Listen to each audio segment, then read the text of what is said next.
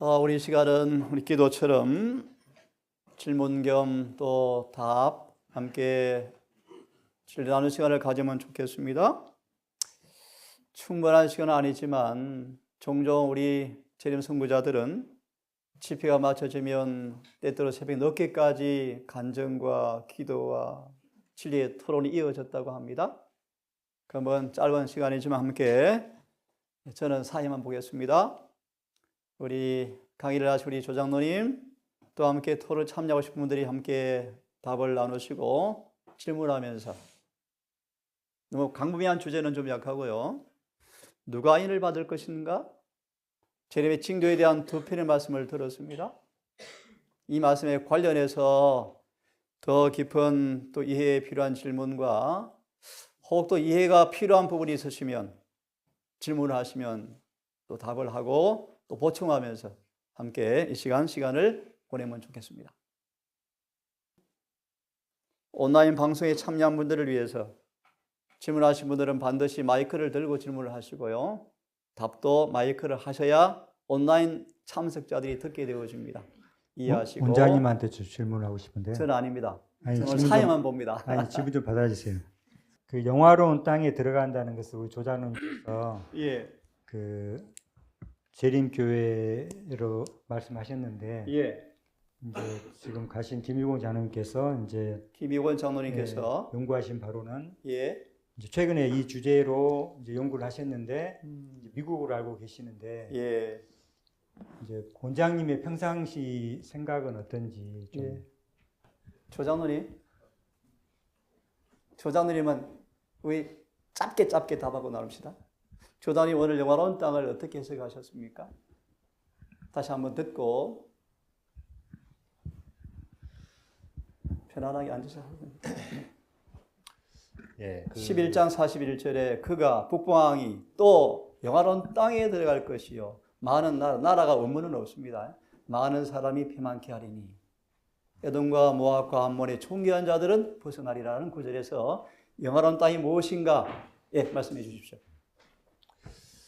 그 영화로운 땅은 하나님의 백성들을 이야기하고 있습니다. 하나님의 백성들. 예, 아주 단답으로 딱 말씀하셨습니다. 저도 동의합니다. 다니엘 본문의 자체를 통해서 11장 41절에 확실하게 영화로운 땅이 뭔가 장로님 답을 아울러서 답을 드리겠습니다. 미국에 있는 재림교회를 가리킨다. 그렇게 말하면 딱 맞다고 저는 생각이 들어집니다.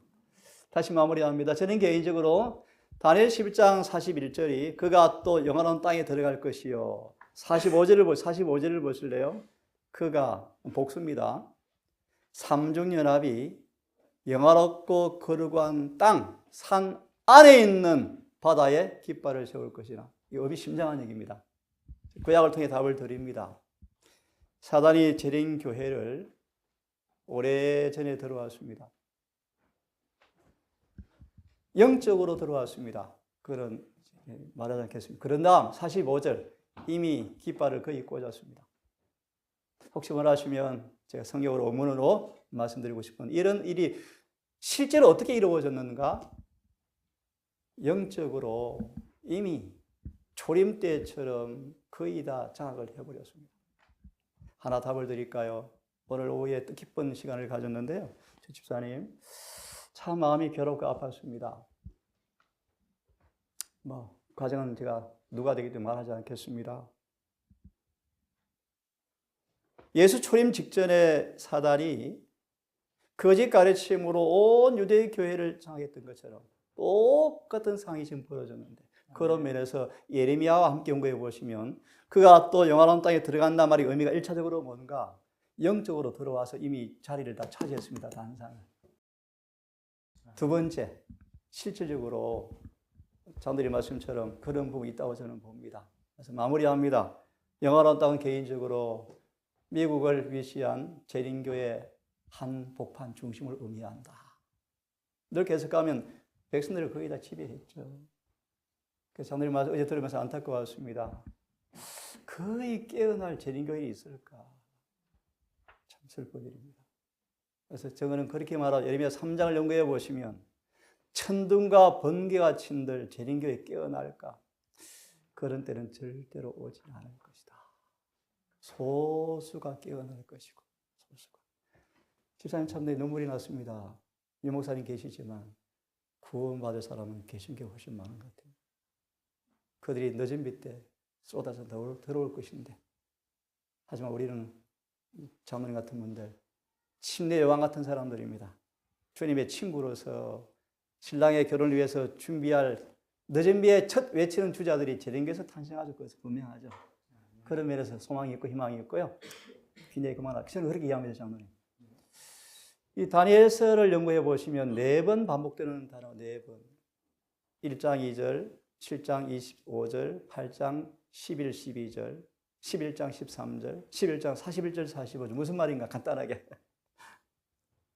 늘 하나님의 성소와 백성들이 사단이 에스겔 8장 9장 4절처럼 예루살렘 한복판 이미 들어와서 있으니까 주님이 할 수 없어서 당신의 집과 백성을 원수에게 붙일 수밖에 없는 역사가 크게 4번 반복되는데 지금 재림교회가 그런 형국이에요. 예. 저한 질문하지 마시고요. 조단우님 강사니까 질문 있으신 분 질문해 보십시오.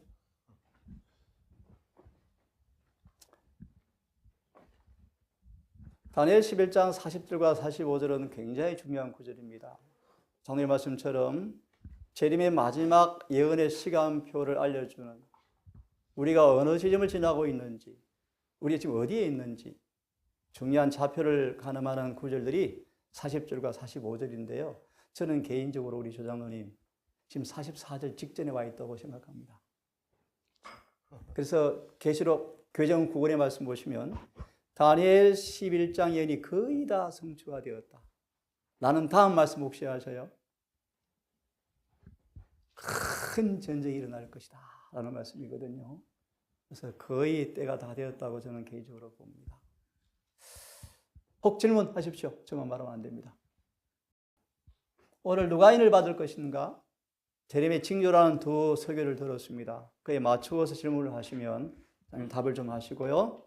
혹시 보충할 분도 보충하시면서 함께 토론하면 좋겠습니다. 질문 없습니까? 예. 질문 짤막하게, 답변도 짤막하게 예. 함께 나눕시다.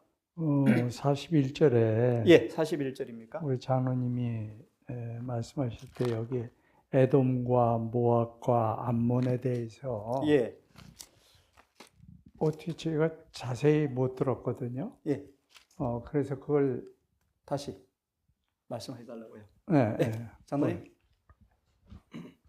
질문은 로마 교황권이 영원한 땅도 들어갈 것인데 그래서 많은 재림교회들이 폐역하에 넘어질 것인데 그럼에도 불구하고 에돔과 모압과 암몬의 총기한 사람들은 로마 교황권을 벗어나리라 그런 구절에서 질문입니다. 그 에돔과 모압과 암몬은 누굽니까? 예, 다 아브라함의 후손이죠. 예, 뭐 야곱의 사촌, 뭐 오촌 그 정도예요. 그러니까 아주 가까운 친척이죠. 그러니까 남은 자손의 친척들은 개신교인들이에요. 개신교인들, 천주교인도 마찬가지고요. 우리가 뭐 개신교와 천주교회를 비난하고 뭐 잘못됐다고 하는데 잘못된 건 사실인데 그들이 진실로 하나님의 말씀을 따라 사는 자들이 많이 있어요.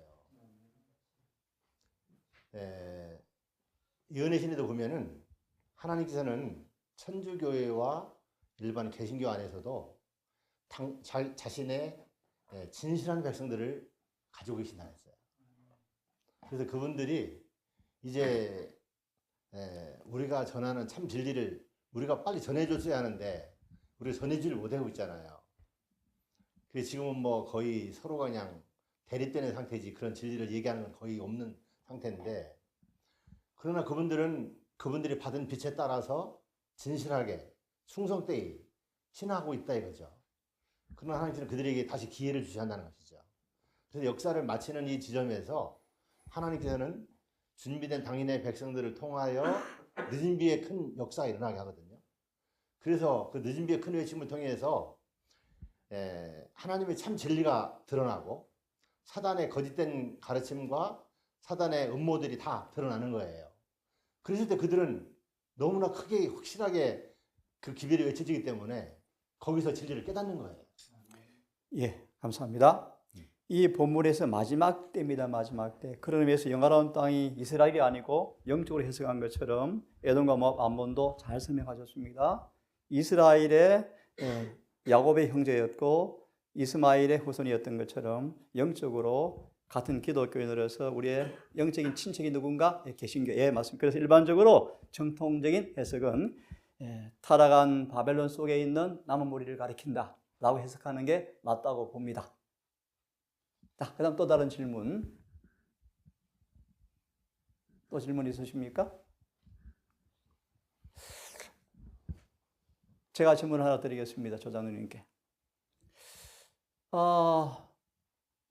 조장님은 그럴 뿐이라고 믿지만, 충분히 그럴 수도 있다고 믿지만, 2031년이 6천년이 맞춰지는 때다라는 근거를 시대소망의 요한 13장 1절 13절의 주석을 통해서 말씀하셨는데, 예수님이 다 이뤘다 하시면서 소망의 652페이지에 보면 돌아가실 무렵에 이렇게 표현합니다. 4,000년간 지적해왔던 희생제도가 이제 끝난다 라는 표현을 인용하시면서 질문을 드립니다. 예수님의 십자가 죽으심을 기점을 가리켜서 장로님은 선악의 대쟁투의 4,000일이 끝나는 지점이다 라고 표현하셨는데 그 부분의 설명을 짧게 다시 한번 말씀해 주시면 좋겠습니다. 그 화이프님께서 그 4,000년 예수님 오셨을 때까지의 역사를 4,000년으로 말씀하신 것이 한 43번 나옵니다. 예. 그리고 아담과 하와가 이제 양의 가죽옷을 입고 에덴을 떠날 때부터 등짐에서부터 네. 그런 표현을 쓰시죠. 예수님 초림과 재림까지의 시간을 뭐 거의 6천년이라고 이렇게 맞습니다. 보는 말씀이 6천년을 언급한 말씀이 48번 나와요. 상당히 많이 나오는 거죠. 맞습니다. 네.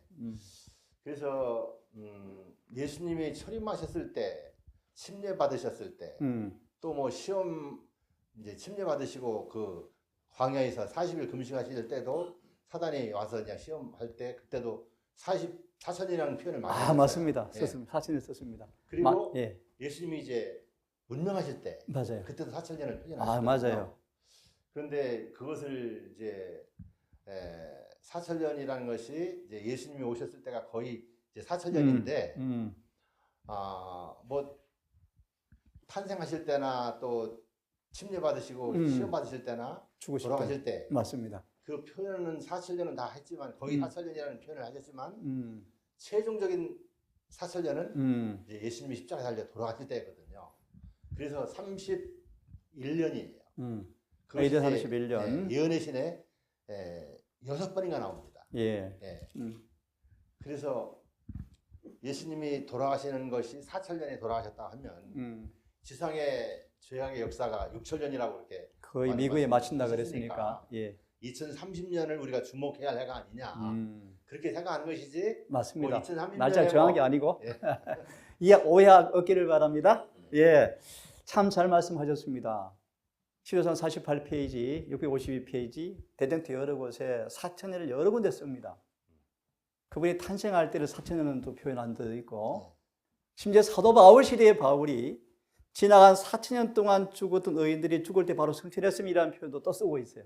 그러면서 광야의 차원을 해서 4,000년을 그분의 초림과 그분의 십자가의 죽으심과 또 사도 바울까지 죽은 의인들의 경우에 여러 번 연결시키는데 자네 말을 빌리면 4,000년이라는 최고의 마지막 미국에 그 선포되었던 그 연도가 그분의 죽으심을 통하여 4,000년간 표상과 예표로 지적되었던 어린 양이 이제 참 원형이신 그분의 죽으심으로 끝난다라는 표현을 드시면서 뭐 연도 정하는 아닙니다. 여러분 장로님의 이제 양심적인 생각이요. 그러므로 그분의 죽으심이 4,000년이라고 언급되었다면 48번 언급된 대쟁투 역사가 얼마에 맞춘다고요? 6,000년에 미국. 근데 장로님 딱 한 번 오벌이라는 단어를 씁니다. 딱 한 번. 오벌. 약간 넘어서. 딱 한 번 써요. 거기다 미국라고 쓰는 딱 한 번 오벌이라는 단어를 써요. 그건 상관없고요. 왜 그런가 이유를 제가 좀 설명할 수도 있지만 안 하겠습니다. 그래서 저도 개인적으로 장로님께 왜 그렇게 하시는가에 대해 의중은 제가 100% 동감입니다. 정말 때가 다 되었고 인간적으로 서기 2000년은 재림교회 큰 세속가의 바람이 불어오는 큰 기회였는데 초기문지 50몇 비 인용하셨죠. 그분이 마치 먼 미로 올 것처럼 거의 다 팽만한 빠진 때 정말 지금이야말로 로마 처주에서 가감하게 세세기 질서를 선포하고 2030년을 염두하는 것도 진리는 아니지만 그럴 수가 있다고 생각이 들면서 때가 임박했다고 저도 동의합니다. 예, 감사합니다.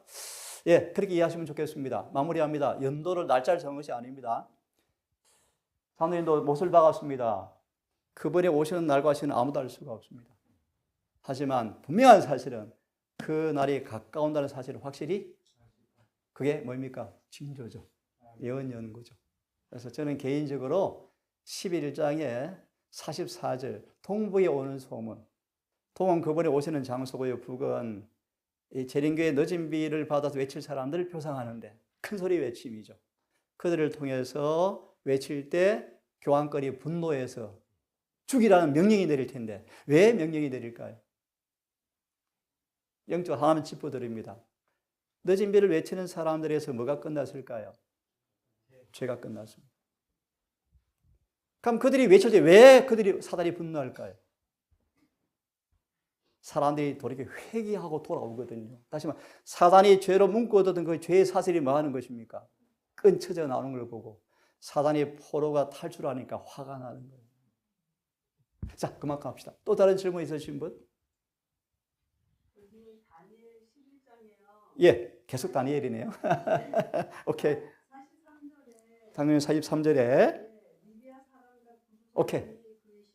이거 설명이 아까 들은 예, 장로님 리비아가 누구, 구스가 누군가 질문이었습니다. 그 리비아하고 구스라고 하는 나라는 이 다니엘서를 기록할 당시에 그 세계에서 가장 먼 곳에 있던 나라예요. 그래서 이제 리비아와 구스를 이제 그 나라 이름을 썼는데 하나님의 진리에서 가장 멀리 떨어져서 생활하는 자들을 이제 이렇게 일컬은 것 같아요. 그런데 이제 그것을 저는 이제 그렇게 설명하는 분들을 아직 저는 못 봤습니다. 못 봤는데 제가 가만히 생각했을 때 지금 그 로마 교황 프란체스코가 2015년에 미국에 방문했을 때 유엔에서 연설을 했다 그랬잖아요. 연설을 했는데 2031년부터 새로운 질서에 의한 새로운 세계를 펼쳐나갈 것이다 하고 공포를 했어요. 세계 170나라의 왕들이 이제 대통령들이 모인 가운데 그들을 모아놓고 그런 얘기를 선포한 거예요. 이것은 보통 선포가 아닙니다. 그래서 이제 2030년은 이제 몇 년 안 남았잖아요. 한 4년밖에 안 남았는데 그렇다면은 그 일이 이루어지기 전에 리비아 사람과 구스 사람이라는 것은 어떤 사람을 얘기하는가 제가 곰곰이 생각을 해봤어요. 교황이 세계를 딱 손아귀에 쥐고 자기의 꿈을 펼칠 거라 이거죠. 그렇게 되는데 지금 이슬람권들하고 이 공산주의자들, 이 자들이 그 교황의 말을 안 들을 수 있다는 거죠. 교황이 지금 아직까지 중국을 한번 가보지도 못했어요. 러시아도 아직 못 가본 것 같아요. 그런 상태에서 그냥 나를 따르라 하면서 새로운 세계를 펼친다고 하면 따라오겠는가. 그러니까 교황청에서 그들을 이제 꼼짝 못하게 해야겠다 해가지고 이제 러시아와 우크라이나의 전쟁이 일어나게 하고 그래서 이 서방 세계와 미국과 뭐 이런 EU 같은 데서 무기를 막 대줘가지고 그 우크라이나 같은 나라는 러시아와 이렇게 전쟁을 한다고 하면은 며칠 거리밖에 안 되는 거예요, 사실은. 그런데 그 나라가 지금까지 버티고 오히려 러시아를 그냥 다 점령하다시피 하고 막 그 중요한 시설들을 막 다 부시고 하잖아요. 근데 지금 러시아는 이 우크라이나는 작은 나라하고 전쟁을 하면서 폭탄을 다 썼어요. 거의 다 썼어요. 그리고 심지어 북한의 군인들까지 다 빌려다가 전쟁에 참가시키고 했잖아요. 러시아는 이제 거의 망한 나라예요. 이제 그들은 교황의 말을 따라올 수밖에 없는 상태가 된 거죠. 그리고 중국이 강한 나라인데 어떻게 이 중국이 순복을 할 수 있을까 생각을 했는데 요즘 이렇게 드러나는 것은 중국의 분열이 지금 일어나고 있어요. 그 시진핑하고 또 군사 그 군대 이제 장성들 지금 대립이 되고 있잖아요.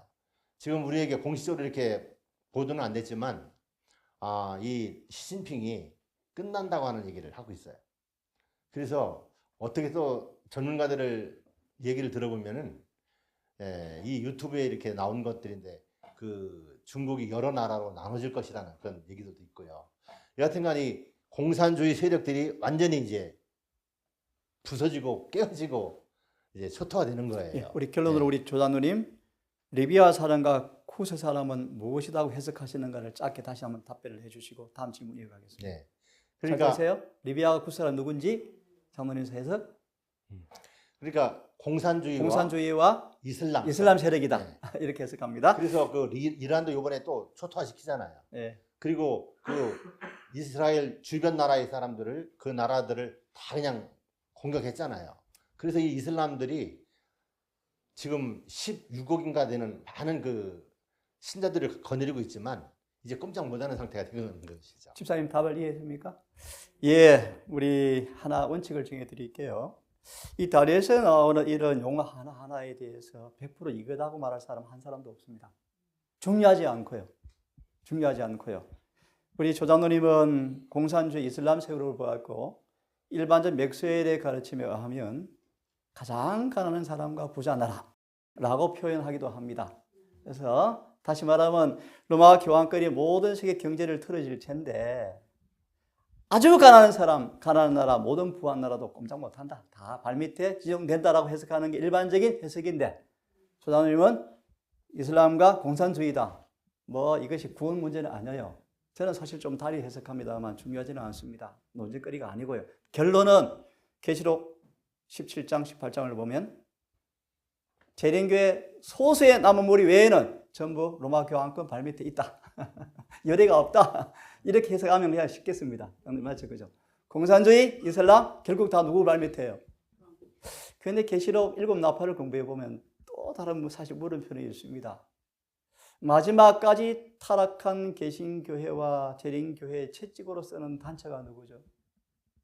이슬람이요. 그거는 중요하지 넘어가고요. 다시 마무리합니다. 여하튼 결론은 13장 오늘 계시록 3절 4절을 인용하셨습니다. 심생의 상처가 나음에 온 땅이 쉽게 표현합니다. 박수를 치며 따라가더라. 그런 표현이요. 꼼짝 못해요. 오직 재림교회 늦은 비받을 사람 외에 계시 13장 9절 어린 양의 생명책 이름이 농명되는 사람 외에는 모든 사람 다 교황권의 발밑에 갈 것입니다. 이렇게 이해하면 쉽겠습니다. 또 다른 질문 있으신 분?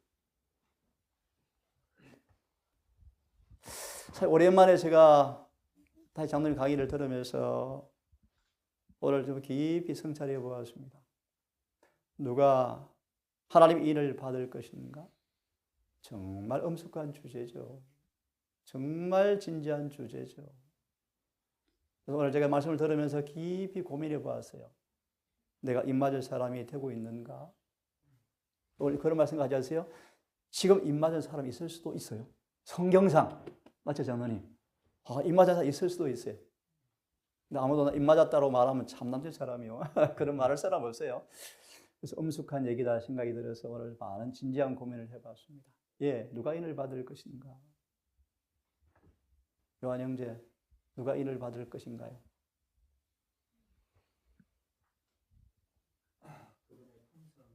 예, 맞아요. 오늘 전에 말씀했죠. 그리스도와 같은 품성을 지닌 자에게만 인이 지킬 것이다. 문자 그대로의 문자 그대로. 애누리 없습니다. 질문 있으신 분? 2000년 이제 서기 2000년에 음, 예수님 2000년 때라고 생각해서 예수님 제일마저로 믿어왔잖아요. 예, 근데 저는 그때가 이루어지지는 않았지만 개인적으로 이제 뭐 시기를 정하거나 그런 건 아니지만 이 죄악 세상 6천년이 끝나고 복천년이 하늘에서 지낸 복천년, 그래서 6일에 일하고 안식일 쉬고 모든 것들이 하나님 질서의 하나님이시기 때문에 그래요. 이 모든 사탄과의 대쟁투를 끝내고 음, 죄악 세상을 끝내고 사탄의 잘못을 증거하고 하나님 오실 증거할 시간으로 6천년을 구분하시고 이제 천년은 하늘에 가서 하는 것을 생각해서 그때가 언제일지 모르지만 오늘 사모님 말씀하신 것처럼 뭐 31년 그래요. 저는 이제 거기에 대해서 그럴 수도 있겠다 정도만 생각하고 그래요. 우리가 그럼 이제 5년밖에 안 남았잖아요. 어떤 경각심을 좀 삼고 또 그 질문에서 천주교 움직임도 말씀하셨고 그런 것도 생각이 시사하는 맞다고 생각하고 어쨌든 우리가 저는 개인적으로 6천년 설이라고 표현하겠습니다. 신봉하고 있는 사람들이죠. 예, 감사합니다. 그럼 제가 하나 장로님을 대신해서 읽고 질문을 나누십시다. 장로님 중요한 말씀을 하셨는데요. 12장 4절에 보면 다니엘서에 많은 사람이 빨리 왕래하며 지식이 더하리라. 이 말의 의미를 정언은 그렇게 말합니다. 특별히 뒷부분 지식이 더한다 말의 의미가 뭔가 두 가지로 정언을 말합니다. 예언에 관한 지식이 점점 밝아져 온다, 증가한다. 두 번째로 예수 그리스도에 관한 지식이 증가한다로 정언은 두 개를 다 이용합니다. 그런 의미에서 방금 말씀하셨는데 마지막 예언을 살피는 사람으로서 주시할 대상이 누군가? 불법의 비밀이요, 교환권이요. 그래서 제가 서재 책이 하나 있는데요. 한국에 10권밖에 없는 책이 저한테 하나 있습니다. 제목이 뭔가 피 묻은 열쇠입니다. 쉽게 말합니다. 로마 교환권이 신세기 출시를 통하여 세상을 제패할 계획서가 다 공개된 책이에요. 거기에 나온 내용은 이런 내용들이에요. 그래서 성경상 결론은 계시록 5장 11절 보면 점점 세상의 불법에 성해가니까 사탄의 통치의 영역이 커져가면서 사단의 부하인 로마 교환권의 세력이 점점 세상을 정복하는 모습이에요. 그래서 지금 세상은 사단이 세운 하수인 교환권을 통하여 온 세상이 남무리가 없을 만큼 복속될 때가 가까이 오고 있죠. 더 슬픈 사실은 재림교회마저 여외가 아니라는 사실인데요. 슬픈 얘기 하나 해드릴게요.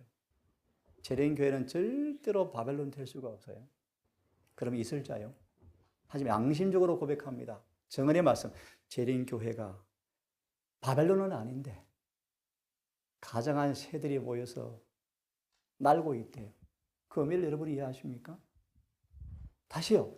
재림교회는 사탄의 소굴이 아니에요. 남은 교회예요. 주님께서 붙들고 있어요. 그런데 가정한 새들이 와서 날고 있대, 교회. 무슨 뜻인 줄 아세요? 맞습니다. 계시록 3장 1절 2절이요. 재림교회는 대다수가 살아있다 하나 죽은 사람들이니까 그 시체 먹으러 왔대요, 사탄이요. 조금 전 빌보스를 보았습니다. 우리 김종호 목사님 참 늘 제가 선교사들 앞에 고개를 숙이고 싶고요.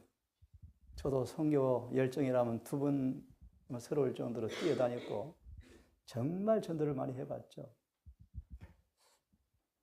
근데 바울은 그렇게 고백합니다. 우리의 씨를 뿌리는 목적은 결국 뭐 하기 위해 뿌리죠? 열매예요. 재림교회 만드는 게 전도 목적이 아니에요. 가서 전도 이전하고 그게 전도 목적이 아니에요, 여러분. 결국은 내 안에 먼저 씨가 뿌려져서 내가 열매가 되어야 하고. 이런 열매가 맺히도록 하는 게 전도 아닙니까? 그래서 바울의 전도요. 내가 전도했는데 그 열매가 없으면 세상에 흠이 없고 깨끗한 사람이 되어지지 못하면 내 수고가 헛되다 라고 한 것처럼 저는 개인적으로 이렇게 생각합니다. 전도를 왜 명하시는가 이유를 잘 아시는데 그만 다 해두기로 하고요. 조장로님은 저보다 선배로서 평생을 정언대로 살아오신 분이에요. 평생 시골 생활하시고 자녀도 홈스쿨 시키시고 본인도 말씀대로 사시고 또 무엇보다 제가 참 존경할 만한 게 시골 생활의 전형 모델 열심히 밖에 전도하시죠. 농사 열심히 지시고요. 그런 면에서 시골 생활의 하나의 외적인 모본이 되시는 분이셔요. 하지만 하나 또 팁을 드립니다. 열심히 씨를 뿌린 분들이 계셔요. 하지만 또 물을 주어서 기를 분도 있어야 합니다. 그런 면에서 이 오늘 목사님 말씀을 듣고 좀 마음이 부끄럽습니다. 라마 나역 같으면 참 좋겠어요, 이 동산이요. 무슨 말인가? 오늘 저분 내가 눈물이 납니다. 온 친지들 다 재림교회 인켜주시겠고 자기가 재림교회 오고 나서 왕따를 다 하고 본인도 40년을 재림교회 다니는데 신앙이 너무 공고하니까 너무너무 괴로워서 내가 재림교회 왜 됐지? 그렇게 탄식하면서 말씀을 지금 찾고 있는 중에 이곳까지 오셨어요. 다시 말해 재림교회 오면 뭐합니까? 결국은 인침받을 사람 돼야죠. 예, 그만큼 하기로 하고요. 질문 있으신 분, 우리 강사분에게 아니면 또 또 옆으로 또 하실 분 있으면 말씀하시고요. 예, 박재희 형제. 마지막 날 사건에도 물론 나와 있는데 마지막 시대에 사는 백성들의 생활 양식이 시골 생활도 있고 또 여러 가지가 있는데 또 지금 또 시대가 더 주님 오실 날이 가까웠고 해서 장로님이 생각하시는 지금 하나님의 백성들이 어떻게 살아야 되는가에 대한 개인적인 생각을 좀 듣고 싶습니다. 오늘 마지막 강의 제목 같은데. 네, 일단 그럼 먼저 팁으로 조금만 맛배기로 짧게 해주세요. 장로님. 정말 중요한 질문이죠. 예. 저는 참 이렇게 예언이 성취되는 것을 보면서 또 세상이 이렇게 그 기후 변화와 또 각종 재난들 이런 일들이 뭐 끊임없이 막 그냥 계속 일어나고 있잖아요. 인류들이 고통을 당하고 있는데 이런 것을 보면서도 미국의 그 트럼프가 대통령이 되면서 용처럼 말하는 모습들을 보면서 세상은 이제 끝난 것이다. 근데 세상에 대한 매력이 다 없어졌어요. 아멘입니다. 네. 세상에 대한 매력이 다 없어지고 이제는 오직 주님의 재림만을 향해서 가는 것밖에 없다. 저는 그런 생각을 했어요. 그래서 어떻게 살아야 되는지. 그래 뭐 저는 참 돈 버는 일도 이제 거의 없습니다. 그리고 시골에서 살고 있고 또 열심히 교회 섬기고 있고 또 제 나름대로 참 건강 생활을 하면서 또 하나님의 말씀에 입각한 생활을 하면서 또 우리가 주님께서 부여해 주신 사명 이 복음을 빨리 전해줘야 한다. 그래서 지금 복음을 끊임없이 전하면서 더 큰 일을 하게 해달라고 하나님 앞에 기도하면서 지금 복음 전도자로 일을 하고 있습니다. 감사합니다. 오늘 네. 세 번째 강의에 답이 더 있을 겁니다. 들으십시다. 예, 또 다른 질문. 질문 없으십니까? 또 장장로님, 예, 이렇게 열심히 있는 사람이 하늘에 간답니다. 예, 말씀하십시오. 지난 마지막 날 사건들에서 아까도 잠깐 언급을 했는데요. 사형 명령이 내리는 때가 예, 지난주 교과 시간. 예. 교과 시간에 셋째 재앙 제목에 나는 성소에서 예수님의 사업이 마쳐지는 그때에 마지막 7 재앙이 내릴 것과 그때까지는 네 천사가 네 바람을 붙들고 있을 것을 보았다. 예. 이 재앙들은 의인들에 대한 그러니까 이 재앙들은 지금 첫째, 둘째 재앙을 의미하는 것처럼 여기에 이제 기록이 되어 있고요. 그러니까 이 첫째 재앙과 둘째 재앙들은 의인들에 대한 악인들의 분노를 자극했다. 245페이지입니다. 그들은 우리가 하나님의 심판을 그들에게 초래했다고 보고 만일 우리들을 지상에서 제거해 버릴 수만 있으면 재앙들이 그치게 될 것이라고 생각했다. 성도들을 죽이라는 명령은 공포되었고 성도들은 그것 때문에 밤낮으로 구원을 위하여 부르짖게 되었다. 이 말 초기문집 36페이지 말씀인데요. 예. 이 말씀을 보면 사형 명령이 내리는 때가 그러니까 첫째와 둘째 재앙이 내린 이후로 묘사되어 있는데 예. 그게 맞나요? 예. 장로님. 둘째 재앙 때 사형 명령을 이제 조성하고 선포를 합니다. 그리고 이제 일정한 시간이 지난 다음에 그들을 죽여도 세상의 법적으로도 이제 무죄를 진 거예요. 무죄한 거예요. 네. 그런데 그 사형 명령은 세계적인 전체적인 명령인데 우리 재림교인들 이제 큰 외침을 외치는 무리들을 향하여 또 칼을 휘두릅니다. 그런데 그것이 이제 다니엘서 11장 44절에도 나오는데 동북에서부터 소문이 이르러 그로 번민케 함으로 그가 나가서 분노하여 나가서 이제 도륙한다는 말씀이 나오잖아요. 예. 그러니까 늦은 비를 받아서 큰 외침을 외칠 때 그때에 그들이 칼을 들이대는 거예요. 꼼짝 못하게. 예. 그러니까 우리 늦은 비를 외치는 사람들을 향해서도 이제 칼을 들이대지만 늦은 비 외침에 의해서 이제 개신교에서 많은 사람들이 이제 진리로 나온다 이거죠. 혈연 관계, 교우 관계 뭐 무슨 관계든지 다 필요 없고 그들은 진리가 가장 중요하니까 진리를 찾아 나오는데 그때의 그 칼은 대부분이 개신교회나 천주교회나 그런 데 나오는 사람들. 그러니까 자기들의 반열로 생각하고 있었는데 자기들이 죽이려고 하는 자기들이 미워하는 자들에게 그냥 도로 가니까 저분들부터 먼저 죽여야 한다고 해갖고 그렇게 사형이 이제 순교가 이루어진다는 거예요. 예, 감사합니다. 우리 그 장자노님의 질문에 조금 숭고한 대답인데 장자노님 말씀하신 본문의 문맥에서 사형 명령은 아무 걱정할 필요가 없다. 하면도 안 죽는다. 이미 은혜 시간이 끝이 났고 이는 처졌고. 아니, 당연하죠. 그래서 그게 맞는지를 물어보고. 예, 그래서 보통 사람 둘째와 셋째 내릴 점에 사형 명령이 내린다고 정언은 되어 있는데 한 가지 중요할 점이 첫째는 오늘 9시, 둘째는 10시 이런 구절은 전혀 없어요.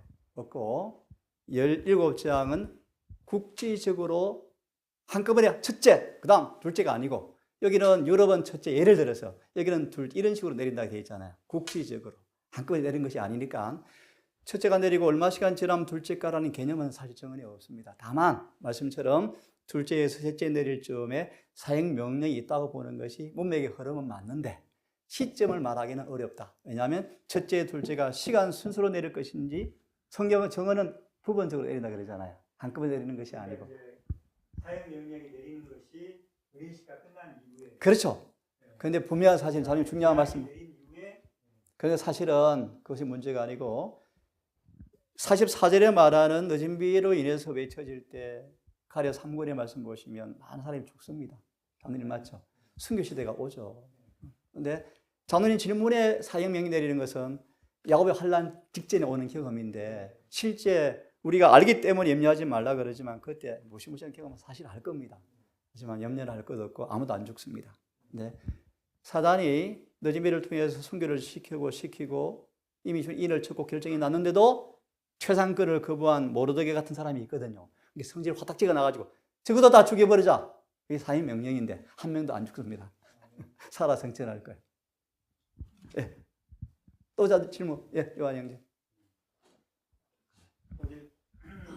장로님 말씀하시는 중에 지금 인침을 받는 사람도 있고 있다. 오케이. 네, 인침을 받기 위해 조사하는 중인 사람도 있고 그런데 살아계신 하나님의 인을 받는 사람들은 특별하다. 살아계신 하나님의 인은 특별한 인이다. 일반인과 예, 예. 살아있는 다르다. 예, 라고 말씀하셨어요. 예, 그렇게 말씀하셨어요. 그래서 그러면 살아계신 하나님의 인을 받는 사람들은 실제로 살아서 승천할 사람들이고 안 죽는다고 말씀하셨죠.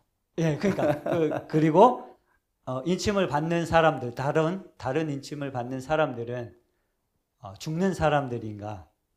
그러니까 이게 받은 사람, 인을 받은 사람은 살아계신 하나님의 인을 받은 것인가? 아니면은 그게 다른 인? 다른 일이 있는가? 예. 오케이. 장로님, 성경에 말하는 살아계신 인이 있고 또 다른 인이 있는가? 질문. 사락의 인을 받는 사람은 안 죽는다? 살아 생생한다? 그런 질문을 근데 지금 인침을 받는 사람이 있다. 오케이. 있다고 했는데 그럼 이 사람은 어떤 인을 받은 것인가? 네, 살아계신 인을 인을 받은 받은 것인가? 아니면 다른 인이 있는가? 예, 다른 인을 받은 것인가? 그 인은 살아계신 하나님의 인은 틀림없이 13하선들이 받는 인입니다. 그리고 성령의 인이라는 인이 말씀이 있고요. 또 하나님의 인이라는 말씀들이 이제 있어요. 그런데 그것은 지나간 시대에 다 있었던 일이고 하나님께서 이제 그 사람을 너는 나의 아들이다, 나의 자녀다, 나의 백성이다 하면서 인치는 일을 하는 거고요. 그래서 이 살아계신 하나님의 인은 14만 4천인들만 받는 것입니다. 그런데 14만 4천인들이 지금 준비되어서 인침을 벌써 받았는가? 저는 누가 받았는지는 몰라요. 예, 누군지는 모르지만 인침을 받은 사람도 있다고 저는 생각합니다. 있을 수가 있다. 네, 성경상. 그렇죠. 아니 그리고 기간도 네. 기간도 그 사람이 충분히 살아서 주님을 맞이할 그런 연령이 있는 사람이고 그런 변화를 이루고 준비된 자들은 인을 칠 수도 있다. 그리고 인치는 시간이 그렇게 뭐 한 번에 그냥 쫙 치는 게 아니고 지금 시대부터 계속해서 이제 13하선인들에 대한 인을 치고 계시다 하는 생각을 하고요.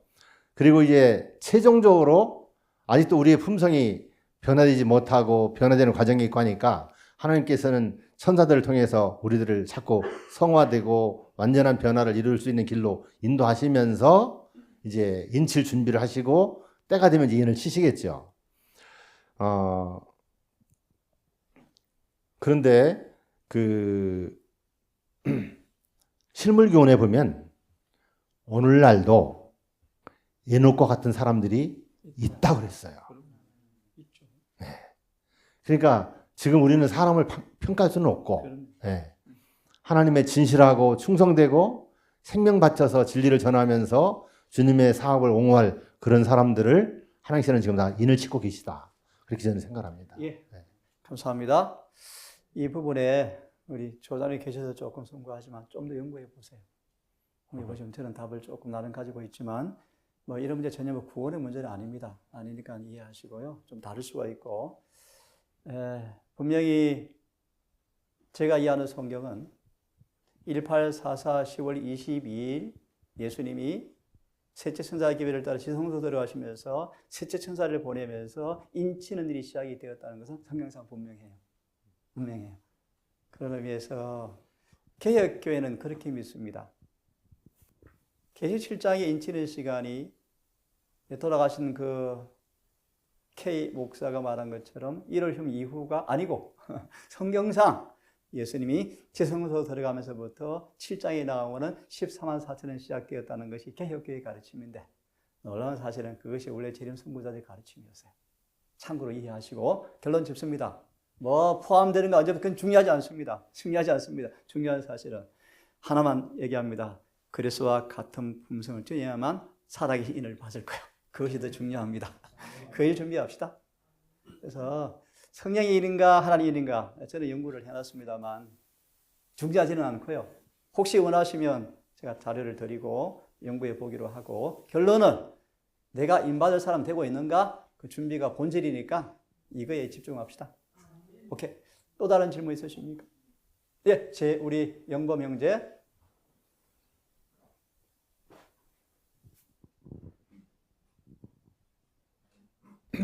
네, 설교 시간에도 말씀하신 것처럼 이제 인치는 천사가 돌아다니면서 이마에 인을 찍고 난 이후에 이제 내 바람에 놓이면서 은혜 시기가 끝이 나잖아요.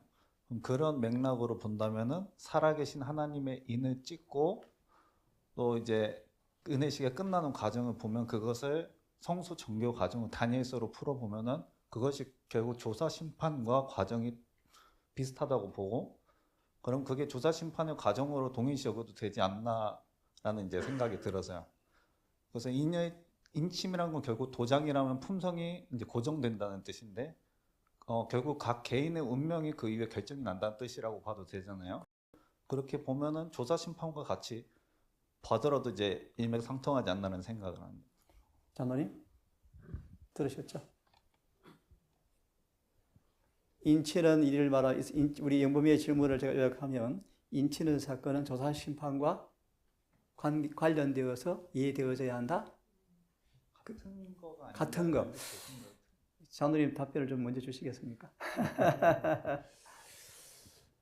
그런데 지금 1844년이 지난 지가 몇 년입니까? 정말 오래됐죠. 네, 180년. 네, 180년 가까이 돼가죠. 180년이 되죠.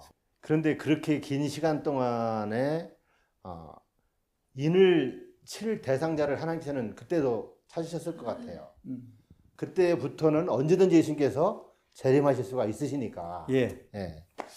그래서 인침을 받을 수 있는 자격을 갖췄는데도 이제 예수님의 재림이 지연되니까 그들은 죽을 거 아니에요. 예. 그럼 죽었을 때 그럼 인침 받고 죽는 사람이 있지 않느냐는 그런 결론도 내갈 수가 있죠. 예. 그런 데 대해서는 저는 뭐 드릴 말씀은 없습니다. 예. 예. 그러나 분명한 것은 예. 계시록 7장에도 보면은 1절로부터 3절까지 살아계신 인을 칠 것을 이제 얘기를 하시고 예. 인 맞은 자들을 이스라엘의 12지파를 이렇게 들어서 이제 인 맞은 자들이 1만 2천여 1만 2천여 그렇게 나왔다 이거죠. 그래서 인침을 받는 것은 이제 14만 4천인들이 하나님의 인을 살아계신 하나님의 인을 맞고 살아서 주님의 재림을 맞이하는 백성들이다. 저는 그렇게 믿고 있습니다. 네, 감사합니다. 예. 영범 형제 질문한 부분을 다시 한번 본인이 짤막하게 얘기해 줄래? 확실하게 딱 질문한 의도가 뭔지 다시. 그래서 살아계신 인을 이제 장모님 얘기하시는 그럼 살아계신 인은 결국 14만 4천이 받는 거라고 이제 해석을 한다면은 결국 이제 그 시대 그러니까 인침을 그 전에 받은 사람이 있고 또 지금 특별한 살아계신 하나님의 인을 받는다고 하셨는데 그럼 그건 14만 4천인 대상으로만 하는 것인지 그럼 아까 그 답은 준 것 같은데 14만 4천인만 살아계신 하나님 인을 받는 사람들이다. 그에 다른 사람은 성령의 인이나 하나님 인을 받았다라는 게 장로님의 이해. 근데 이제 결국 7장이 내리고 각 개인의 운명이 결정되는 것도 지성소에서 사역이 끝나면서 각 개인의 운명이 결정된 동시에 이루어지는 거니까 그래요? 같이 해석해도 되지 않을까라는 생각이 이제 들어서 궁금해서 이제 오케이. 예? 장로님 말씀처럼 오늘은 영범, 내일은 제요. 누구도 몰라요. 주님이 10억 인구 한꺼번에 딱 끝 이것도 아니에요. 다 개인마다 시간이 있을 거예요. 하지만 그분이 지속 나올 때는 더 이상 은혜 생활을 주운들 회개할 기미가 없을 때 최종적으로 인친일을 마치고 나오실 때 다 끝난다고 보잖아요. 그죠? 한꺼번에 다 하는 것이 아니고. 그런 면에서 장로님 말씀처럼 지금 우리는 아무도 알 수 없지만 인 맞은 사람 있죠. 예를 하나 들어봅시다. 우리 조장님 잘 아실 거예요. 땅에서 90세가 지나도록 살아있는 자들이 있다. 그들은 노령의 자연적 결과로 힘이 없어지지만 그래도 하나님을 사랑하고 하나님께서도 그들을 사랑하신다. 하나님의 인이 그들 위에 있고 14장 13절 주 안에서 죽은 자들은 복이 있도다라고 한 무리에 포함될 것이다. 이들은 계시록의 문맥에 보면 살아계신 인을 받은 사람이에요. 노령으로 자연사했어요. 바이블 얘기해서 뭐래? 이 사람이 14만 4천과 함께 특별부활에 참여해서 재림을 눈으로 볼 것을 계시받잖아요.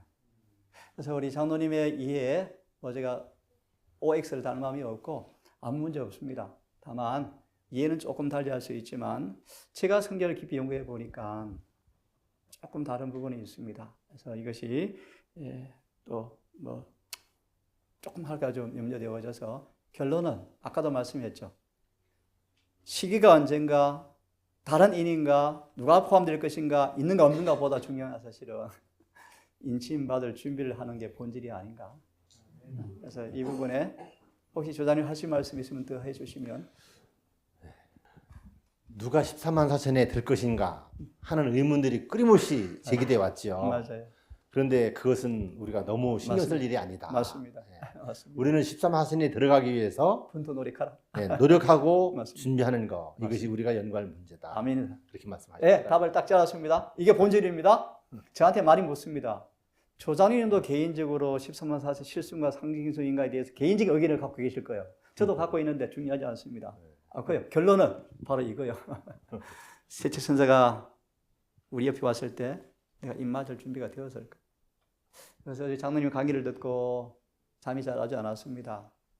우리 가족, 우리 아이, 식구들을 생각하면서 엄숙한 두려움이 임하면서 정말 이게 중요한 주제인데, 너무너무 중요한 주제인데, 나도 복음을 평생 가르치고 전하지만 바울의 고민처럼 내가 남에게 복음을 전한 다음에 화이트의 말을 빌립시다. 정언에 수많은 복음을 가르치는 사람들이 구원을 받지 못할 것이다. 그러셨는데 나도 벌써 평생 성경만 연구하고 가르치는 사람인데 중요하지 않죠. 내가 구원 받을 것인가? 인을 받을 것인가? 예, 굉장히 중요한 주의 오랜만에 다시 한번 상기시켜서 감사합니다. 시골 생활하고 금강계획하고 평생 전도해도 입맞이 못할 사람 부지기수요. 경고 받으시고 우리 진지하게 그래서 같은 품성을 가진 것이 뭘 의미하는지 내 삶 속에 체험되어져서 장로님 그 말씀 잘 아시죠? 주님이 오늘 오실지라도 그분과 올바른 상관계를 맺은 모습으로 주여 오시옵소서 기다렸습니다. 그런 모습 되기를 바랍니다. 예, 질문 있으시면 제가 재림교회 개종할 때요 정말 뜨거웠어요. 예언 연구 정말 활발했어요. 계시록을 제가 너무너무 좋아해서 다니엘 계시록을 했는데요. 중요하죠. 정언을 빌립시다. 부담대로 말씀드릴게요. 요한 계시록의 장과 절들을 철저히 의미를 알 때까지 연구해라. 너무너무 중요해요. 그래서 기회 되면 여러분 시간이 많이 없죠? 예. 계시 22장을 예를 들었죠. 여러분 편식하면 영양 불균형 옵니다. 성경 66권은 쓰임새가 다 다릅니다. 관절염 약이 있고요. 고혈압 약도 들어있고요. 다 쓰임새가 달라요. 소망만 절개 암송한다고 안 됩니다. 다 하나씩 골고루 먹어서 예수에 관한 지식이 균형되어져서 신앙을 정로를 가져야 돼요. 시대 소망을 좋아하시는 분들요. 먹는 거 엉망진창이 뭐 부지기수요. 그 엉터리로 소망을 읽는 사람들이요. 맞죠? 시대 소망을 제대로 보면 철저한 건강개혁자가 될 수밖에 없고 맞습니까? 대쟁투를 정말 제대로 보면 예수는 닮습니다. 성경을 균형지게 보세요. 네. 두 번째 시간은 네, 재림의 징조. 예, 1844년 그때 재림의 그때가 나왔는데 장로님 개인적으로 그 재림의 그 시기를 우리 마지막 백성들이 혹시 그때를 상기하면서 그때처럼 준비를 하는 것이 맞는지 아니면 그 1844년 재림의 때를 어떻게 보고 계시는지. 1844년 재림의 때가 우리에게 주어진 이유가 우리의 재림의 때를 준비하라고 혹시 주어진 건 아닌지 장로님은 어떻게 생각하십니까? 1844년 재림의 때를 어떻게 보고 어떻게 이해하고 계시는지 궁금합니다. 이제 그 중세 시대를 지나게 되잖아요. 마이크를 좀 저는 가까이 대주십시오. 중세 시대를 지나는데 사실 하나님의 백성들에게 성경에 대한 지식이 거의 없어졌어요. 그런데 이제 성서공회가 생기면서 성경이 막 만들어서 나오고 해가지고 성경제 연구하기 시작했는데 그 중에 대표적인 사람이 이제 윌리엄 밀러죠. 그런데 1844년에 운동을 일으킨 것은 그들을 실망을 주기를 위해서 시킨 것이 아니고 그들에게 뭘 가르치기 위한 것이냐면은 예수님께서 하늘 지성소로 들어가신 것. 이것을 보여주는 것이 사실 이 재림운동의 목적이었어요. 네. 그래서 재림운동에서 뭐 실망도 많이 했고 또 참 해프닝도 많이 있었지만 결국은 우리에게 하늘 지성소로 들어가신 예수님이 무엇 때문에 들어가셨는가 하는 것까지도 다 가르쳐 주셨고 또 이제 이 예수님이 예수님이 지성소로 들어가셔서 이 사업을 마치시면 재림을 하신다. 재림은 바로 윌리엄 밀러가 얘기한 1844년에 임하는 것이 아니고 그때는 지성소에 들어가시고 지성소 중보 사업을 마친 다음엔 바로 재림하신다. 그리고 우리에게 하나님의 큰 경고죠. 예수님의 재림을 우리가 잘 준비할 수 있도록 하는. 그래서 참 1844년의 그 의미도 굉장히 큰 의미가 있고, 또 그것을 대쟁투에 상세하게, 또 초기 문제에도 상세하게 그렇게 기록하는 것은 아주 우리 재림을 기다리는 사람들에게 중요한 그런 닻이 되는 말씀이라 생각합니다. 요한형제의 질문의 요지를 본인이 좀 설명해 볼래요? 왜 그런 질문을 하게 되었는지 짤막하게 얘기해 주세요. 그때 그 당시에 그 재림을 맞을 사람들의 생활이나 또 헌신을 보면 재림의 때도 마찬가지로 실제 주님 오실 날을 그렇게 기다려야 되는 것이 중요한 본질이죠. 그래서 사실은 장로님 말씀 덧붙이면 지금은 진짜 가까울 때인데, 그래서 정원이 말씀처럼 그때 재림 운동의 정신이 지금 살아나면 얼마나 좋을까. 근데 슬픈 사실은 오늘날 에스겔 12장 에이 속담이야. 우리 조장님 시골 들어간 지가 지금 50년째인데 아직도 안 오셨잖아. 지금 그게 재림계 팽만해요. 그래서 재림의 긴박성이 거의 다 사라졌고, 재림은 믿지만 긴박성은 거의 사라졌죠. 근데 지금은 정말 더 가까운데, 참고로 제가 여러 번 말씀드렸죠. 우리 식구들 앞에는 좀 송구합니다. 예레미야를 전체를, 에스겔을 전체를 연구해 보는데요. 장로님 동의하실 겁니다. 제가 왜 이런 자리에 왜 있는가? 제가 목회를 그렇게 하기를 원했는데 왜 이고 있는가? 제가 침례받을 때 7명 침례받았는데 저 혼자 남았거든요. 다 떠났거든요. 가까운 최신자 아무도 없어요. 다 떠났어요. 이 말을 동사를 통해서 침례받은 사람만 남아있어요. 지금 다 떠났어요. 무슨 말씀을 드리는가? 제가 고민이 참 많았죠. 그래서 결론만 드립니다. 결론만. 제가 예언을 깊이 연구해 보니까 조단님 말씀처럼 북방왕의 활동을 바라볼 때 임박해요. 확실한데. 저는 그렇게 말합니다. 예수의 재림의 더 강력한 징조는 재림 교회 안에 있다. 한 가지 말씀드릴까요? 좀 어려운 말씀 이해하세요? 에스겔 10장에서 11장으로 넘어가는 시간표가 재림 교회예요. 무슨 말인지 아세요? 로마 교황권이 용의 소리를 발할 즈음에는 재림 교회 안에 알고 까라지 끝난 겁니다. 그 이상을 맞죠? 그게 끝난 겁니다. 다시 말합니다. 지금 재림 교회 안에 은혜 시간표가 끝나가고 있는 게 보여요. 저는 개인적으로. 이것만큼 긴박한 게 없어요. 그래서 결론 요한 형제, 우리 모두에게 질문합니다. 지금 재림 교인으로서, 지금 살아있는 저와 여러분으로서 더 지매를 받지 못한다면 끝나요. 그런 의미에서 로마 교황들의 활동상 너무 잔인하죠. 그거는 별로 중요하지 않고 더 중요한 본질은 그런 징조 앞에 라오디게아 교회의 인치는 시간이 끝나가고 있다. 이것만큼 급박한 게 없거든요. 그래서 이제 우리에게, 저도 이 일에 부끄럽습니다. 내일 마치 임종할 것처럼 살았잖아요. 그런 재림의 정신이 우리 동산에 살아나기를 바랍니다. 또 다른 질문. 그래서 정말 중요한 게 오늘 우리 저 자매님 참 눈물을 많이 흘리시는데요. 가랴 1권 389페이지 말씀. 우리 안에서 죄가 끝나야 합니다. 죄가 끝나야 합니다. 더 붙일까요? 죄가 끝날 정도가 아니고요. 죄가 남긴 폴루션, 흔적도 깨끗이 아물어서 베드로 전서 2장 24절 더 이상 상처받지 않고 이기는 삶을 살아가야 합니다. 그들이 늦은 비를 받을 거예요. 우리 그런 사람 준비되는 게 지금 긴급해요. 그래서 저는 사실은 우리 식구들 미안합니다. 외칠 설교가 너무너무 많아서 그 예언을 안 다루잖아요. 밖에 징조. 왜 안 다루는가? 첫째, 유튜브 가면 많으니까 그거 들으시고 그거 들으시고 저는 더 중요한 복음이 중요하니까 시간을 많이 할애해서 그것만 제가 강조하는데 뭐 때의 징조 사건 엄청 많죠. 유튜브 보시고 그 지식 얻으시고 우리가 인침받을 준비만큼 중요한 긴급한 일이 어디 있겠습니까? 이 일에 올인하셔야 돼요. 예. 혹시 질문 있으신 분? 우리 윤 목사님 혹시 하실 말씀 없으십니까?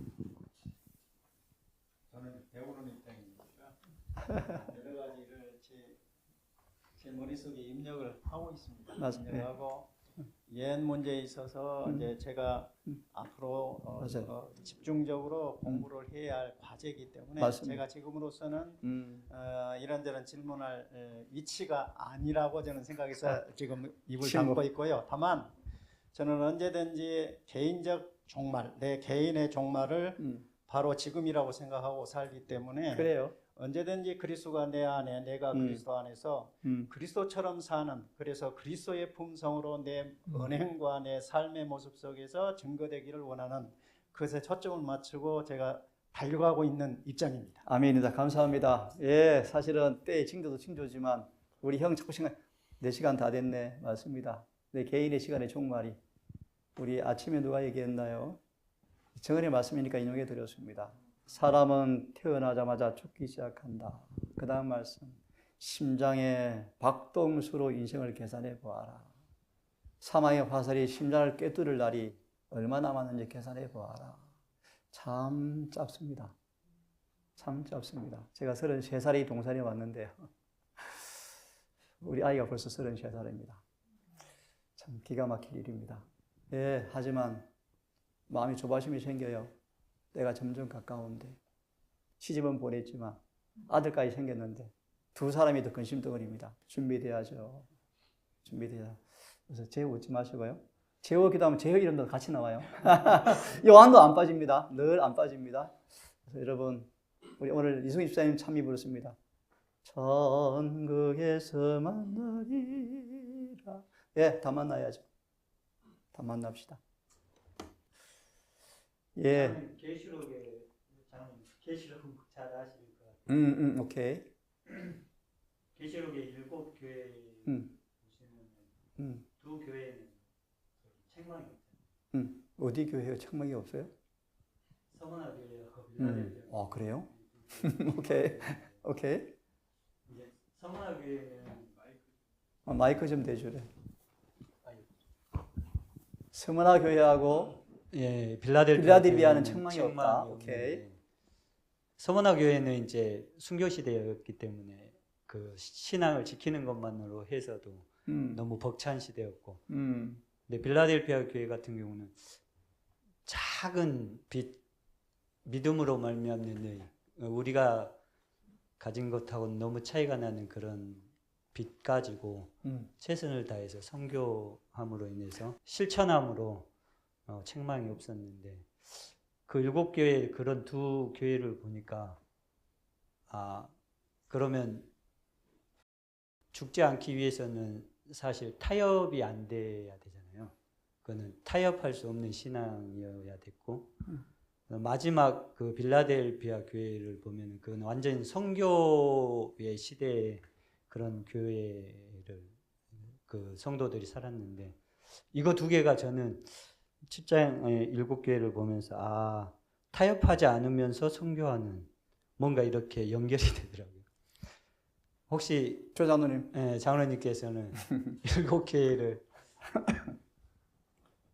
우리 요한행제의 특별한 새로운 해석을 제가 들었습니다. 그 의도를 알고 충분히 공감하고 선교하지 않은 사람은 그리스도인이 아니죠. 아니죠.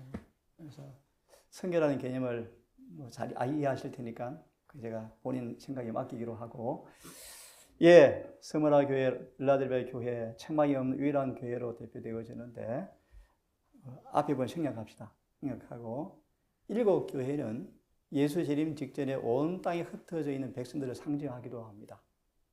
네. 우리 요한 형제가 서머나 교회 모습이기도 하고 빌라델피아 교회 모습일 수도 있고 그런 의미에서 이렇게 이해합시다. 제가 이해하는 말씀으로 마무리할게요. 7교회 7인이 나오는데 좀 어려운 얘기 좀 생각해야 되겠습니다. 7교회를 주신 목적이 뭔가를 이해하는 차원에서만 답을 드릴게요.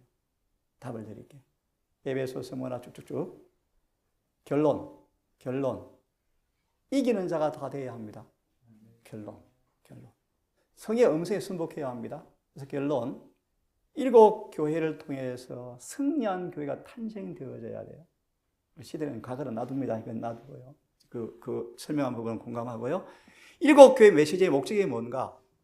목적이 뭔가? 승리한 교회를 만들기 위한 주님 목적을 캐치하고 7교회 주신 모든 기별들을 우리가 순종해서 승리한 교회로 나아가는 일에 스무라 정신을 본받고 빌라델 정신을 본받는 것이 하나님의 의도다라는 생각이 들어집니다. 그렇게 이해하면 될 것 같습니다. 참고로 17장을 보면요. 8번째 머리가 등장합니다. 장로님 맞죠? 8번째 머리가 누군가? 7정에 속한 자였습니다. 저는 개인적으로 그렇게 믿습니다. 회복된 교환권이요. 새로운 머리가 아니에요.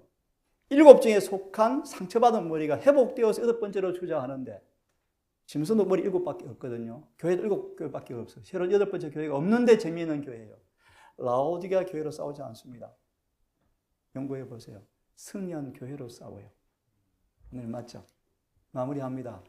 마지막 재림교회 안에 승리한 무리가 있어요. 넣어짐이 받을 자들이 있죠. 그들이 눈에 보이지 않는 승리한 군대 8번째 교회로 등장해서 8번째 짐승과 싸우는 게 마지막 아마겟돈 전쟁이에요. 우리는 결론, 승리한 교회 백성 되셔야 합니다. 마무리하면 7교회에 주어진 모든 기별을 다 순종해서 선교, 목숨 걸어야죠. 후원자도 보내는 선교사죠.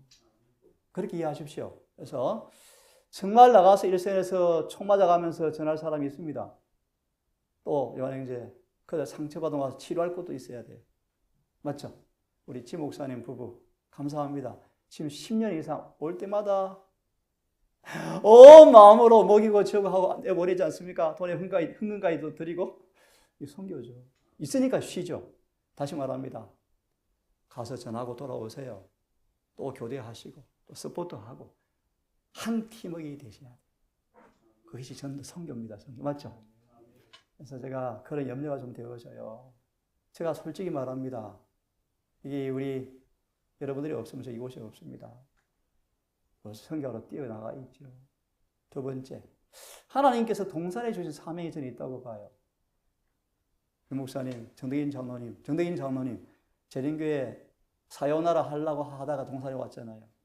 지금 행복해해요. 여러분 전도하려고 2천만 원 들여 전도하는데 한 명도 안 하거든요. 근데 우리 정덕인 장로님, 행복해해요. 이 전도 아닌가요? 선교 아닌가요? 그죠? 이종호 집사님, 교회 몇 년 다니셨어요? 20년 다녔는데요. 재림 20년 다니셨대요. 근데 요즘 눈이 뜨고 있어요. 이 전도 아닌가요? 전도예요, 전도. 선교예요, 선교. 우리 영범 형제, 저는 하나님의 특별한 기적으로 봐요. 제일 희망 없던 아이였는데 본인이 계심을 경험하고 말씀 안에 지금 뜨거운 경험하고 있잖아요. 선교 아닌가요? 우리 박철여 청년, 엄마가 군대 제대하고 임동산에 가서 한 번만 공부하고 결정해라. 그래서 우리 에스 하는 말이요. 에스 빼고 동산 1호 청년 박철여 청년이요. 실로암 미청에 와서 로마서 공부, 내 기억으로 로마서 공부하고 주저앉아 버렸어요. 그래서 20몇 살이죠. 23살. 그리고 동생이 왔어, 재우가. 재우 왜 왔는지 모르겠네. 맨날 어찌할꼬 좋을지 그 노래 불렀어요. 형 나가서 돈만 좀 벌다 올게. 재우 말이요. 한 달만 공부해봐라. 주저앉아 버렸어요. 그래서 미안합니다. 우리 에스 짝꿍이 돼버렸네요. 상상도 못하겠습니다. 저는 이게 선교라고 봅니다.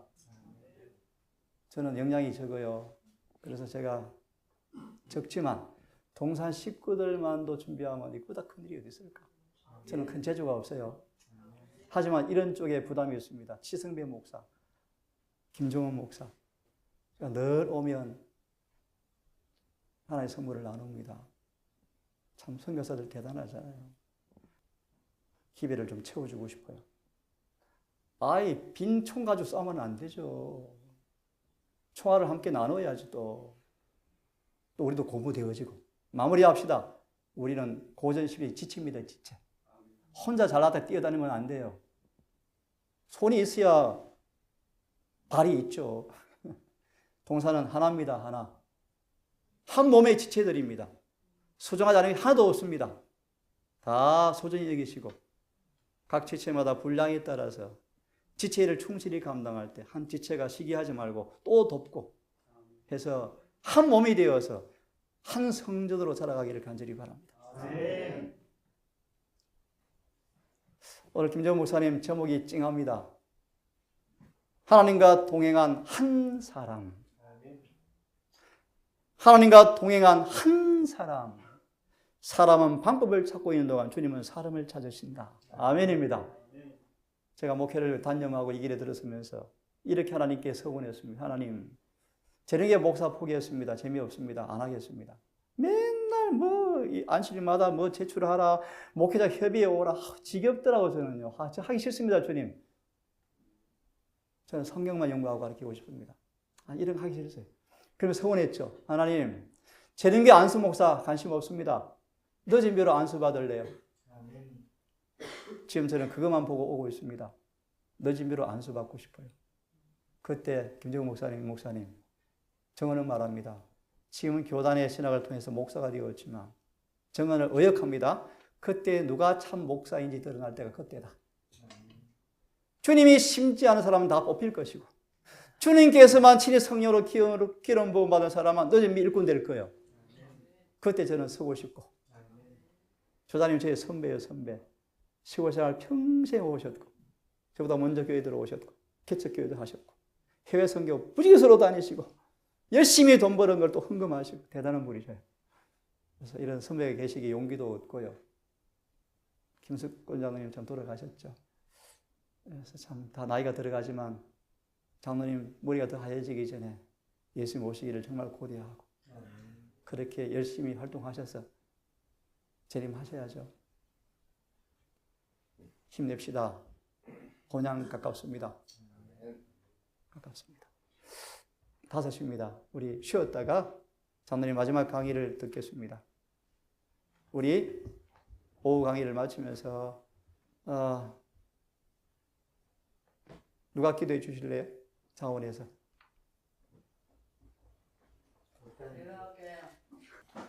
고맙고 감사하신 살아계신 우리 아버지, 저희들이 무엇이건 이처럼 사랑해 주셔서 이 분주하고 복잡하고 전쟁에 시말려가는 이 지구촌에서 이 적은 무리들을 이렇게 산속에 모아주시고 준비된 종들을 통해서 시간마다 하늘의 음성을 듣게 도와주시니 감사합니다. 이제는 우리가 너무너무 시간이 없다는 것을 우리 각자가 깨닫게 인도하셨사오니 우리 각자 생활 속에서 성령의 경험을 갖고 지금은 성령의 시대입니다. 성령의 음성을 들으면서 성령님이 인도하는 대로 순종하며 따라가는 우리 모두의 믿음이 되게 도와주시옵소서. 아멘. 우리 조장로님과 또한 우리 임마누엘 주님께 사랑하는 젊은 종 우리 모든 장로님들 집사님들 기억하여 주시옵시고 우리 다 모든 게 다 부족합니다. 부족한 거 다 버리게 인도하시고 정말 네 거 내 거 없이 서로 마음과 뜻을 합해서 뜨겁게 사랑하는 저희 믿음의 식구들 되게 도와주시옵소서. 아멘. 누가 배가 아픈지 마음이 아픈지 그런 상처 가진 영혼들을 사랑하고 정말 고아와 과부를 돌아보라고 한 우리 주님의 음성을 들으면서 내 통장 가진 것 시간 또한 지식을 다 이 시대에 주님 성전의 제단 앞에 내려놓고 아버지를 부르면서 우리가 성령 안에서 어서속히 주의 재림을 촉진하는 저희 모두의 믿음이 되게 도와주시옵소서. 아멘. 부족한 소녀 예수님의 이름으로 간절히 감사기도 드리옵나이다. 아멘. 아멘.